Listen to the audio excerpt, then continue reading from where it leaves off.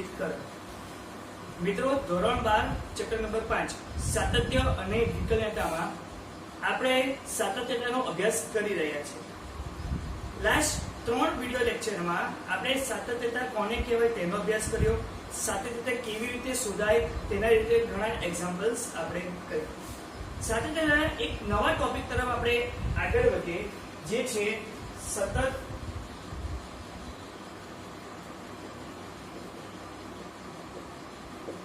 વિધેયોનું બીજગણિત।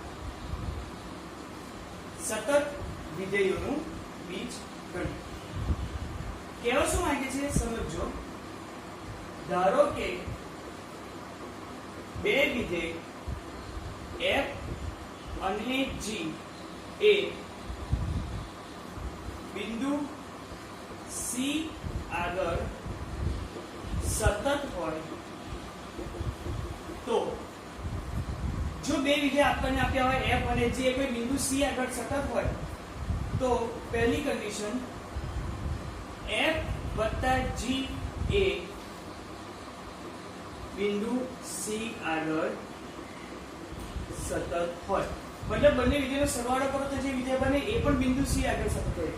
તેવી જ રીતના જો તમે બંને વિધેયની બાદબાકી કરો એ પણ બિંદુ c આગળ સતત થાય।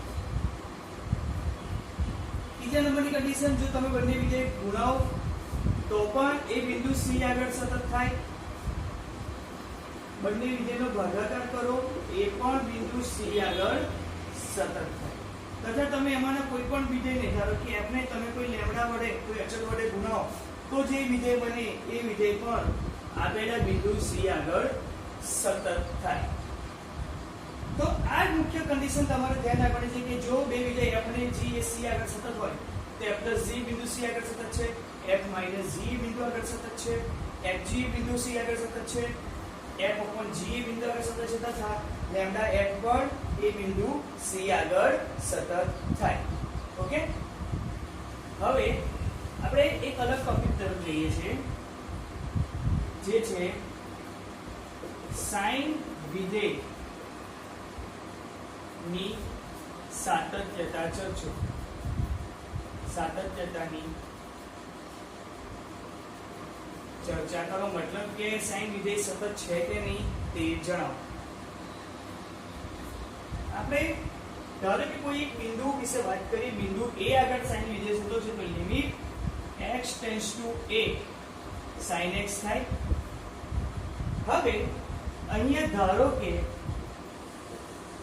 x = a + h, આપણે x = a + h લઈ લઈએ તો જો x ની કિંમત a થાય, x → a નો મતલબ શું, x = a, તો અહીંયા તમે x = a મૂકો તો a = a + h, મતલબ h શું બને 0। તો જો x = a હોય, સોરી x → a હોય તો h → શું થઈ જાય 0। તો એ વસ્તુ અહીંયા મૂકો તો લિમિટ h → 0 sin x ની જગ્યાએ હું મૂકીશ a + h। હવે sin x + y નું સૂત્ર તો sin x cos y + cos x sin y, તો sin a + h નું એ પ્રમાણે સૂત્ર બને limit h → 0 sin a cos h + cos a sin h। આ લિમિટ આ બંને વસ્તુને આપણે આપીએ તો જ્યારે આને આપીએ તો sin a cos h છે તો sin a વિધેય અચળ બની જાય, એટલે એ બહાર નીકળી જાય, cos h મતલબ sin a limit h → 0 cos h વત્તા અહીંયાથી cos a બહાર નીકળી જશે, લિમિટ h → 0 sin h। હવે h → 0, h ની કિંમત 0 તરફ એટલે cos 0 ની કિંમત થઈ જાય 1, મતલબ sin a * 1 એટલે જવાબ અહીંયા આવે sin a તથા cos a અને sin h, h ની કિંમત 0 હોય તો sin 0 ની કિંમત 0 એટલે આ પોર્શન થઈ ગયા 0, એટલે લખાય ખાલી sin a બરાબર f of a કહી શકાય, કારણ કે f of x આપણો sin x છે। અહીંયા sin વિધેય લઈને f of x = sin x, એટલે f of a બરાબર sin a, મતલબ કે sin વિધેય થઈ ગયું સતત, કારણ કે limit x → a sin x = f of a થઈ ગયું। આ sin વિધેયની ચર્ચા કરી, તેવી રીતના સમજી લો cos વિધેયની ચર્ચા કરવામાં આવે cos x ની સાથે થતા ચર્ચો, તો સેમ પ્રોસીજર કરવાનું શું?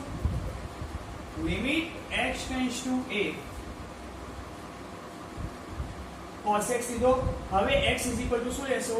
a પ્લસ h, એટલે x ટેન્ડ્સ ટુ a હોય તો h ટેન્ડ્સ ટુ થઈ જાય 0, મતલબ limit h tends to 0 cos x ની જગ્યાએ તમે લખશો a પ્લસ h. હવે cos x plus y, cos x cos y minus sin x sin y, the limit h tends to 0 cos a cos h minus sin a sin s થાય. આ limit આપી દો, અહીંયાથી cos a બહાર નીકળી જાય તો limit h tends to 0 cos h minus sin a બહાર નીકળી જાય એટલે limit h tends to 0 sin h. h tends to 0, cos 0 ની કિંમત હોય cos 0 1, मतलब cos a minus sin a, h tends to 0, sin 0 ની કિંમત 0, એટલે આખો પરસેન્ટેજ 0, એટલે અહીંયા cos a મળ્યો જે કહેવાય f of a, मतलब કે cos વિધેય પણ સતત છે. એટલે અહીંયા આપણે એવું ખબર પડી કે sin x અને cos x વિધેય હંમેશા સતત રહે છે. હવે આપણે sin x અને cos x વિધેય કેમ શીખ્યા? અહીંયા મેં સમજાવ્યું કે બે વિધેય f અને g એ કોઈ બિંદુ c આગળ સતત હોય તો એનો સરવાળો સતત થાય, એની બાદબાકી સતત થાય, એનો ગુણાકાર સતત થાય, એનો ભાગાકાર સતત થાય. હું અહીંયા f અને g તરીકે f તરીકે ધારો કે sin x વિધેય લીધો, g તરીકે cos x વિધેય લીધો, મતલબ sin x અને cos x વિધેય એ સતત છે એવું આપણે કોઈ બિંદુ આગળ સેકન્ડ માની લીધું જે છે જ. તો આ બધા પરિણામો પણ એના માટે સતત થાય, જેનો આપણે હવે અભ્યાસ કરીશું. સૌથી પહેલા આટલો પોર્શન તમે તમારી નોટબુકમાં ઉતારી દો, પછી આપણે નેક્સ્ટ એક્ઝામ્પલ તરફ આગળ વધીએ. સ્વાધ્યાય 5.1 એનો ક્વેશ્ચન નંબર 21, નીચેના વિધેયોની સાતત્યતા ચર્ચો. જેમાં પહેલો ક્વેશ્ચન છે sin x + cos x. આપણી પાસે આ વિધેય છે હાલમાં f of x જે છે sin x + cos x. f of x = sin x plus cos x. તો અહીંયા લિમિટ x ટેન્ડ્સ ટુ કોઈ બિંદુ a ની વાત કરીએ તો limit x tends to a, f of x = limit x tends to a sin x plus cos x થાય. હવે limit x tends to a sin x વત્તા limit x tends to a cos x લખીએ. x tends to a sin x, sin વિધેય સતત છે, cos વિધેય પણ સતત છે, તો અહીંયા લખી શકાય sin a plus cos a બરાબર f of a. એનો મતલબ એવું થાય કે limit x tends to a sin x plus એટલે f of x sin x plus cos x આ સતત થાય. એવી જ રીતના જો હું વાત કરું બીજો પ્રશ્ન sin x minus cos x, તો અહીંયા તમારે f of x લેવો પડે sin x minus cos x. તો limit x tends to a f of x limit x tends to a sin x minus cos x. Limit x tends to a sin x ને પણ limit આપો અને cos x ને પણ આપો. મતલબ એ લખી શકે sin a minus cos a, sin વિધેય cos વિધેય બંને સતત છે જે છે f of a, એટલે કે આ પણ સતત થાય. તેવી જ રીતના સમજી લો ત્રીજો પ્રશ્ન sin x into cos x. તો અહીંયા તમારે f of x તો લેવાનો sin x cos x. તો limit x tends to a f of x limit x tends to a sin x into cos x. sin વિધેય cos વિધેય બંને સતત છે એટલે અહીંયા લખી શકીએ sin a cos a બરાબર f of a, એટલે કે sin x into cos x સતત છે. અંદર આપણે કયા નિયમનો અભ્યાસ કર્યો તો હમણાં જે ચાલે છે સતત વિધેયનું બીજગણિત કે મારી પાસે f અને g આ બે બંને વિધેય સતત હોય તો f plus g પણ સતત થાય, f minus g પણ સતત થાય, f into g પણ સતત થાય. આ કન્સેપ્ટનો આપણે ઉપયોગ કર્યો આ પ્રકારના પ્રશ્નોનું સાતત્ય ચકાસવા માટે. તો ક્વેશ્ચન નંબર 21 તમે ઉતારી દો, પછી આપણે નેક્સ્ટ એક્ઝામ્પલ તરફ આગળ વધીએ. હવે ક્વેશ્ચન નંબર 22 છે, જે છે tan, cot, sec અને cosec વિધેયની સાતત્યતાની ચર્ચા કરો. આનો પણ આપણે સતત વિધેયના બીજગણિતના કન્સેપ્ટ આધારિત જ એક્ઝામ્પલ સોલ્વ કરીશું. ધારો કે મેં પહેલા લઈ લીધું f of x બરાબર tan x, તો limit x tends to a f of x બરાબર limit x tends to a tan x લખાય. હવે tan x એટલે sin x upon cos x, તો limit x tends to a sin x upon cos x. બરાબર લખી શકાય sin a upon cos a, કારણ કે sin અને cos બંને વિધેય સતત છે. Limit x to sin x એટલે sin a, limit x to a cos x upon cos x એટલે cos a, એટલે આવ્યું cos a. હવે sin a upon cos a એટલે લખી શકાય tan a બરાબર f of a, કારણ કે f of x એટલે tan x એટલે f of a tan a થાય. મતલબ આ બંને સમાન આવે છે. આથી કહી શકાય કે tan x વિધેય સતત છે. અહીંયા આપણે બંને વિધેયો sin x અને cos x ના ભાગાકારની ચર્ચા કરી f upon g. એવી રીતે સમજી લો cot x આવે તો cos x upon sin x થાય, તો cos a upon sin a આવે, અહીંયા cot a આવે બરાબર f of a. તો જે રીતે tan x ની ગણતરી કરો એવી રીતના cot x ની પણ ગણતરી થઈ જાય. સેમ પોર્શન ધારો કે sec x ની વાત કરું બીજા number, f of x is equal to ધારો કે મેં લીધું sec x, તો limit x tends to a f of x is equal to limit x tends to a sec x થાય. sec x એટલે 1 upon cos, તો લખી શકીએ limit x tends to a 1 upon cos x. cos વિધેય a સતત છે, મતલબ 1 upon cos a લખાય એટલે sec a થઈ જાય, મતલબ f of a. એટલે કે sec x વિધેય પણ આ રીતના સતત બને. તો તે રીતે તમે cosec x નું પણ જાતે ગણતરી કરી શકો. એ વખત 1 upon sin x આવશે, 1 upon sin a cosec a. બરાબર. ક્વેશ્ચન નંબર 22 આ રીતના સોલ્વ થાય. મિત્રો સાતત્યતાના આપણે બધા જ કન્સેપ્ટની ચર્ચા કરી દીધી છે. હવે સાતત્યતા બાદ આપણે વિકલનીયતા પર આગળ વધીશું. સૌથી પહેલા આ તમારી નોટબુકમાં ઉતારી દો.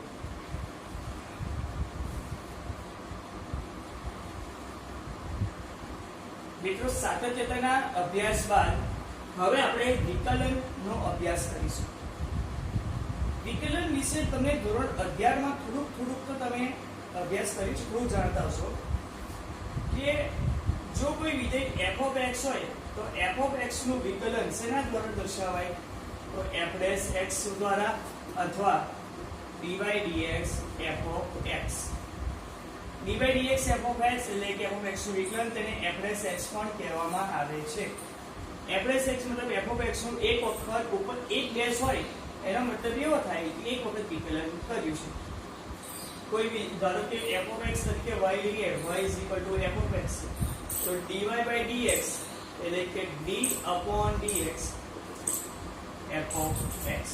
dy by dx ને y dash વડે પણ દર્શાવાય, મતલબ અહીંયા થઈ શકે કે y dash is equal to f dash x લખી શકાય.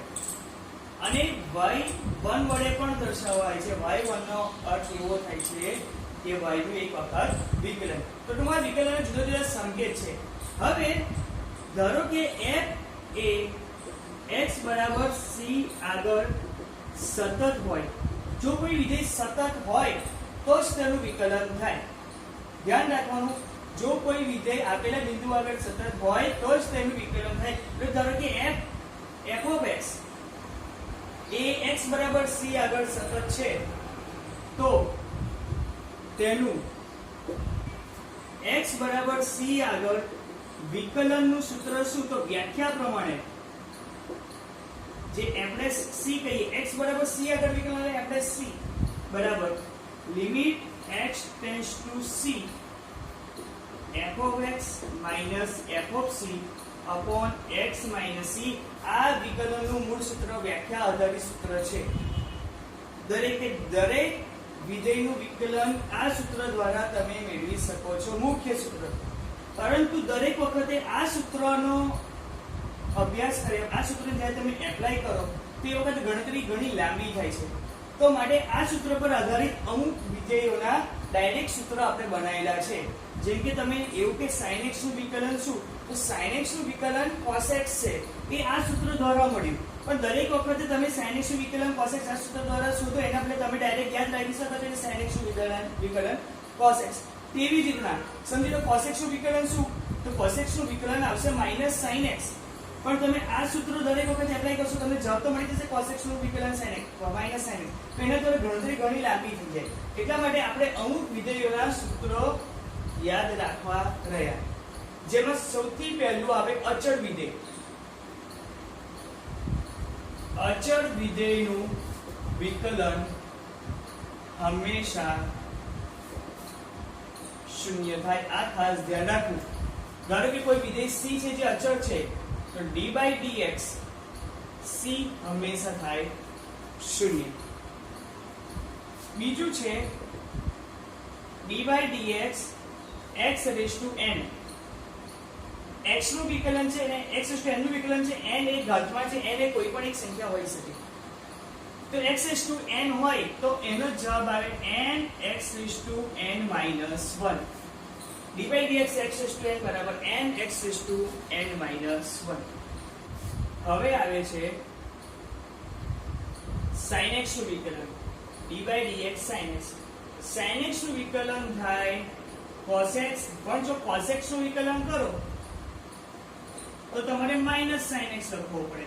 sin x નું cos x, cos x નું -sin x. આ માઈનસ સાઇન ધ્યાનમાં રાખવાની. તેવી જ રીતના tan x નું વિકલન કરો તો tan x નું વિકલન sec²x. તો cot x નું વિકલન શું થાય, તો એ જ પ્રમાણે cot x નું વિકલન cosec²x થાય. પણ તેની આગળ તમારે લખવા પડે માઈનસ. tan x નું વિકલન sec²x, cot x નું વિકલન -cosec²x. ત્યારબાદ sec x નું વિકલન આવે તો sec x નું sec tan યાદ રાખવાનું, sec x tan x. sec x નું વિકલન sec x tan x અને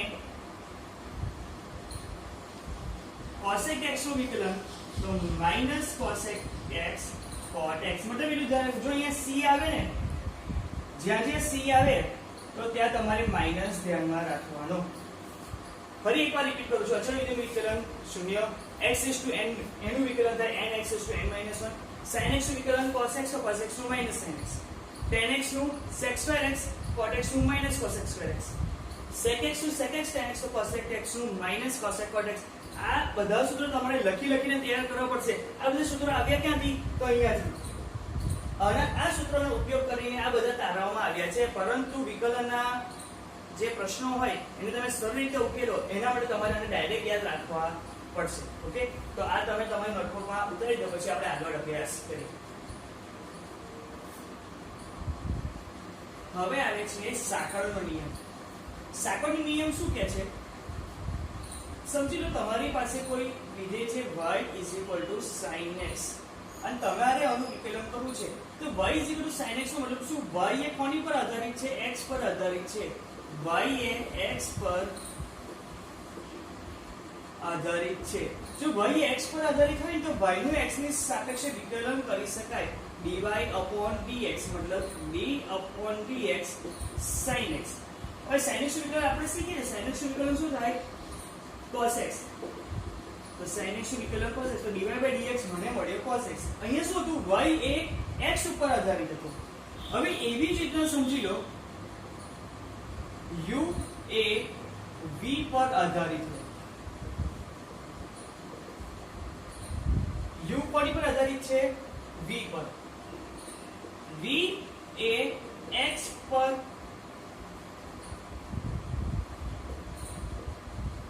આધારિત છે.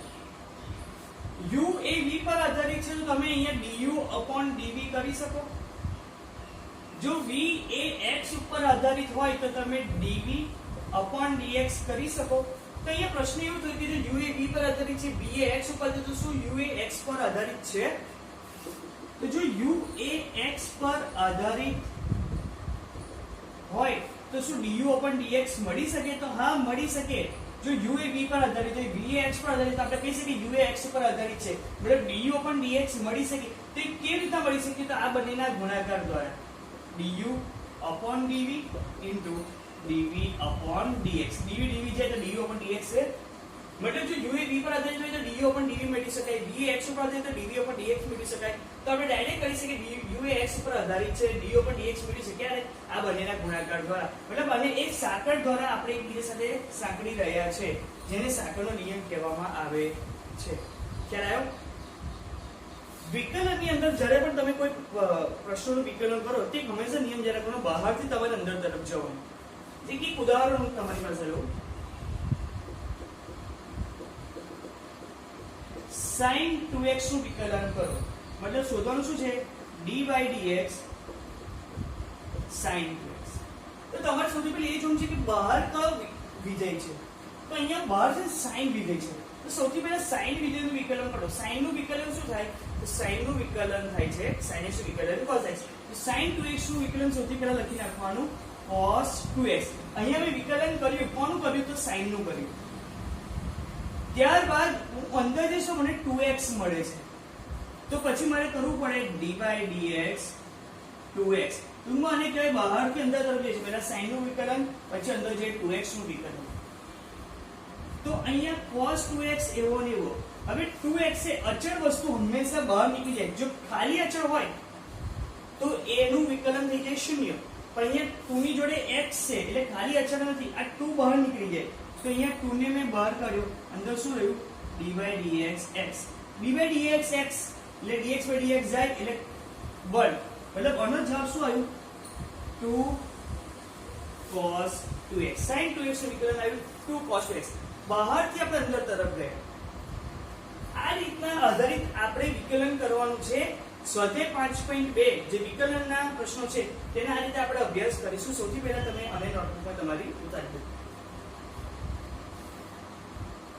સ્વાધ્યાય 5.2 એનો ક્વેશ્ચન નંબર 1, sin x² + 5 નું વિકલન કરો. તો અહીં આપણે લખી શકીએ dy dx sin x² + 5. બહારથી અંદર તરફ જવાનું, સૌથી પહેલા તમને દેખાય sin. sin નું વિકલન શું થાય? તો sin નું વિકલન થાય cos, અને અહીંયા લખવું પડે x² + 5. તે sin નું વિકલન કરી cos અને x² + 5 તો લખવું જ પડે. પછી હવે અંદર જઈને x² + 5 મળે એટલે dy dx x² + 5. અહીંયા બે વિધેયનો સરવાળો છે તો વિકલન અને પણ મળે વત્તા અને પણ મળે, મતલબ cos x² + 5 dy dx x² વત્તા dy dx 5. x² આપણી પાસે સૂત્ર હતું કે dy dx x raised to n, જેનું શું થાય? n x raised to n - 1. તો x² નું વિકલન શું થાય? 2 આગળ આવે 2, x થી 2 - 1, 2 - 1 એટલે 1, મતલબ x² એનું વિકલન થાય 2x. તો cos x² + 5 અહીંયા થયું 2x વત્તા 5 એટલે અચળ વિધેયનું વિકલન થઈ જાય 0, મતલબ અહીંયા લખીશું 0. મતલબ આપણને જવાબ શું મળ્યો? 2x cos. આ છે તમારો જવાબ. સમજાયું? આ જ પ્રોસિજર આપણે વિકલન દરેક એક્ઝામ્પલમાં કરવાની છે. સમજી લો cos * sin x નું વિકલન તમને કરવાનું કહ્યું છે, તો dy dx cos sin x. સૌથી પહેલા cos નું વિકલન શું થાય? તો cos નું વિકલન થાય -sin. તો -sin અને એની અંદર કોણ છે? sin x. પછી અંદર ગયા તો કોણ મળ્યું? તો dy dx sin x. હવે આનું વિકલન sin x નું વિકલન થઈ જાય cos x. તો અહીંયા -sin * sin x cos x. આ sin * sin sin² ના થાય હો, એક ખાસ ધ્યાન રાખવાનું. -sin * sin x ને * cos x. આ છે તમારો જવાબ. આ જ મેથડ ફરી ફોલો કરીશું sin ax + b માં. dy dx sin ax + b. સૌથી પહેલા થાય sin નું વિકલન, sin નું વિકલન થાય cos ax + b. પછી અંદર તરફ તમને ax + b મળે એટલે dy dx ax + b. હવે cos ax + b dy dx ax વત્તા dy dx b. ax માંથી a અચળ છે બહાર નીકળી જાય, x નું વિકલન થાય 1, મતલબ cos ax + b અંદર a x નું પછી રહ્યો a બહાર નીકળી ગયો x નું વિકલન થાય 1 તથા b નું વિકલન થાય 0. અહીંયા મને રહ્યો ફક્ત a આ 0 મતલબ જવાબ આવે a cos આ છે જવાબ. તો આ રીતના વિકલનના પ્રશ્નો સોલ્વ થાય.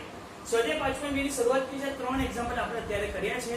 નેક્સ્ટ વિડિયો લેક્ચરમાં સ્વાધ્યાય 5.2 ના અન્ય એક્ઝામ્પલ આપણે અભ્યાસ કરીશું અને તમે ઉતારી દો.